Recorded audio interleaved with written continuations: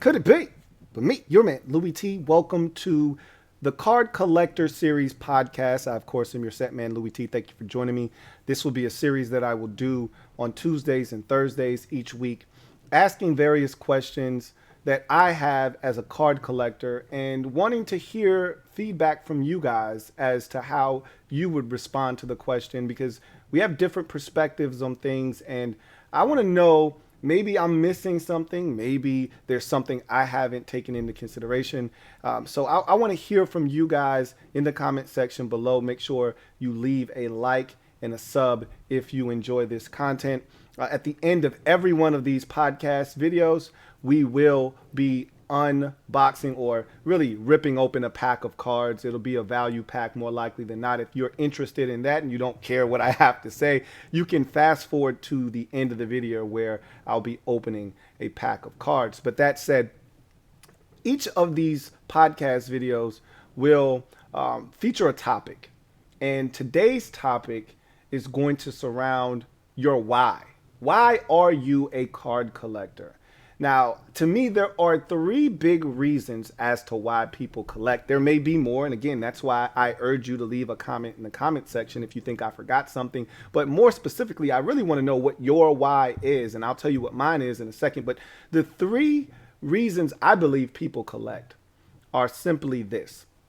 One, you're a pure hobbyist. So you're in it for the hobby. You're in it for the game. You want to collect because you want to keep these cards, add them to your collection, and then be able to look back at this collection and say, look at what I've done. It's something that you enjoy. It's not something you're looking to profit off of. And you may one day pass it on to your children.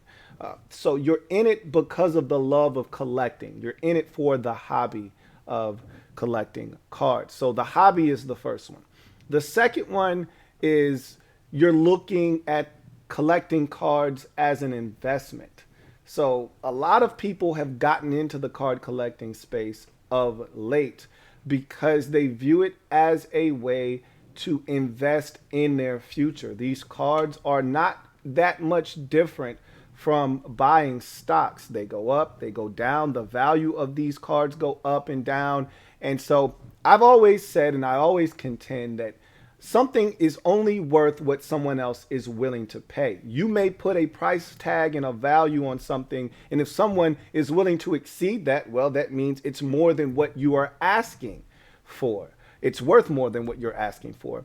If you put a price tag on it and no one is willing to meet that price tag, then maybe it's worth a little less than what you think it is, or maybe it's worth more to you than someone else, and maybe you don't need to sell it in the first place. But a lot of people see these cards as investments. You buy a card for $200 today, it's worth $200,000, down the road. Or you buy a card for $50 today, it's worth $5,000 in 6 years. So they look at it as an investment. So that's the second reason I think people collect. And number three is you're looking to flip cards. Essentially, like you flip houses, you can flip cards. You can pull them out of a pack. As soon as you get it, you put it on eBay, you sell it, or you buy it from someone that's just trying to get rid of it for 25 bucks. You flip it and sell it for 125 bucks. And a lot of people are in the game specifically for the quick buck, and they're looking to flip. We call them squatters. These are the people that are going to stores, buying up all the packs of cards, buying up all the boxes, and then reselling them at these astronomical prices.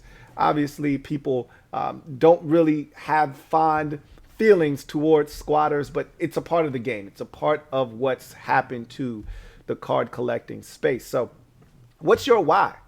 For me personally, I'm probably more 2 out of the 3 that I've given you. I'm not looking to flip cards. People that are flipping cards, a lot of times, they're not looking to get them graded. They're not looking to maximize the amount of money they can get from them. They simply want to get them and get rid of them as quickly as they can. If they get something that they deem to be a hot item, they're going to get rid of it as fast as they can. And when they get some things that aren't as valuable, they'll throw it on eBay and they'll just let it sit there. And if somebody buys it, cool. If not, whatever. But I'm not a flipper. I'm not looking to flip cards. I'm not interested in that. I'm interested more so in the investment portion and also the hobby. I the reason I started collecting cards in the first place was because I just love collecting cards. It was cool. It was something to do when I was a kid. I fell in love with the hobby of collecting cards. Kind of got away from it as life came at me pretty fast. And I just got back into the space not too long ago. And I've allowed you guys to come on the journey with me. That's what the Card Collector series is all about. Me getting back into the card collecting space and trying to figure these things out. It's been a rough go of it, and we'll talk about that on the podcast over various episodes as to what I've learned since I've gotten back into the game and things that have changed since the last time I was in the game. But that's for another day and another episode. The bottom line is I view myself as one that loves to collect cards in general. Love to look at them. They're aesthetically pleasing, and so I collect because I like to every now and again sit down, look at what I've been able to amass and gather. I talk about it being hunting season. Well, you know what hunters like to do? They like to admire their work. They like to sit down, sit in front of their fireplace and look at all of the heads that they have mounted on their walls and admire their work. And I'm no different than a hunter going out and getting a big buck or doe. I'm looking at these cards after I collect them, after I go out and have a successful hunt. Every now and again, I just want to sit down and I want to look at the things that I've gotten. And then I do see these as an investment. I do see some of these cards as things that I'll be able to sell down the road and maybe make a profit off of it. I spent, $200 on this pack of cards, and this card that I pulled out of this $200 pack may ultimately one day net me $10, $20, $30,000. Who knows? So I do see that aspect of it as well. But what's your why? I mean, maybe you do it for a totally different reason than what I named. I'd love to know what your why is as a card collector. I've given you mine. What's yours? Remember, if you enjoy this content, do me a huge solid. Hit the subscribe button. Turn on your notification bell so you don't miss a thing. And also hit the like button. So with that said, let's get to the end portion of the show where we open up a pack of cards. And so what I have today, and I told you they're always usually going to be value packs, something quick we can get into and not have to spend as much time with the intricate details, don't have to put on gloves, things of that nature. So today I've got a pack of 2020 Optic cards, NFL Optic Value Pack. So we're going to get into this 2020 Optic Pack. Pop the top on this puppy. We'll get in here. There are 12 cards in this pack, and we will see what we can find. So I will peel open these cards. Hopefully we get a good hit in here somewhere. So let's see what we have. We start off with a DK Metcalf. All right.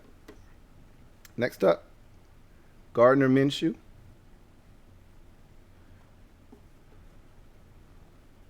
Larry Fitzgerald. Don't know if he's coming back this year or not. Still mulling over that decision.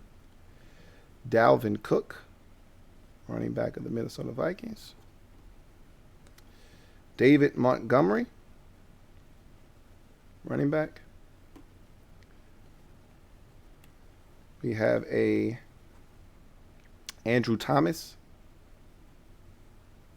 hyper, as you can see. Green laser. Clyde Edwards-Helaire, rated rookie. That's a nice one. We'll sleeve that one up at a later date and time. Mike Gesicki. It's a guy that I really think is going to be really good for the Miami Dolphins moving forward. Had a big season last year, and I think he's only going to get better. Tight end. DJ Moore. Oh, hold on. Got a couple stuck together. DJ Moore. Wide receiver of the Carolina Panthers. Deshaun Watson. Got a little bit of a legal situation that he's trying to get under control, but still one of the better quarterbacks in the league whenever he gets back onto the field.